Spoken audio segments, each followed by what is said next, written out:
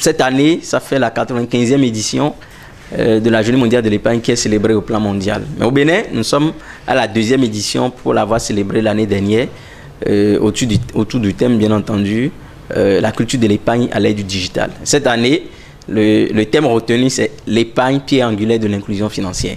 La Journée mondiale de l'épargne a pour objectif véritablement de promouvoir et de développer la culture de l'épargne au niveau des populations de façon générale, mais de façon particulière, elle veut bien promouvoir et développer la culture de l'épargne au niveau donc, des jeunes, au niveau des femmes, au niveau donc, des adultes aussi, mais la cible qui est vraiment privilégiée, ce sont les jeunes et puis les femmes.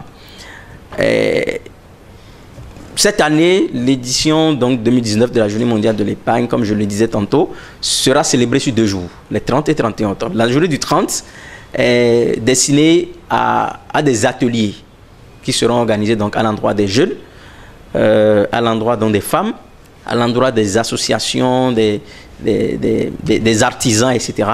Et les thématiques qui seront abordées, notamment, il y aura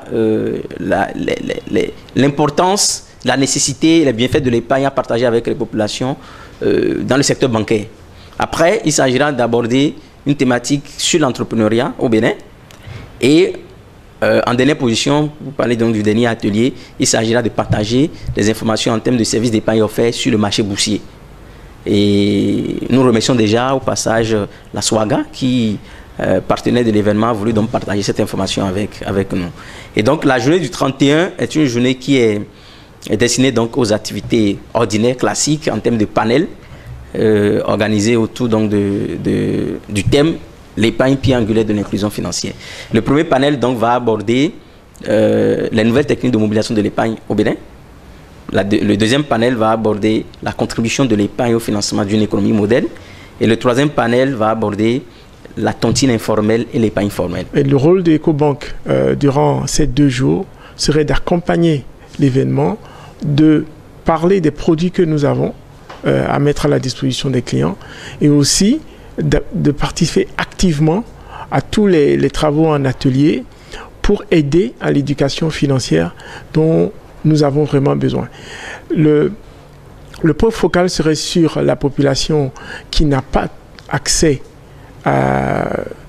aux banques et c'est le but de notre participation à la journée mondiale de l'épargne et pour permettre à tout un chacun de comprendre qu'épargner, c'est important pour faciliter l'inclusion financière et pour faciliter aussi l'intermédiation.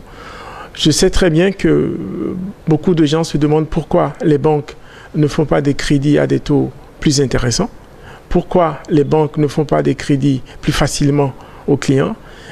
Mais si nous encourageons l'épargne, les banques pourront plus facilement faire des crédits pour participer au développement économique du pays, pour permettre aux populations de mener à bien leurs projets et aussi d'avoir des financements à des coûts plus intéressants que ce que nous proposons aujourd'hui.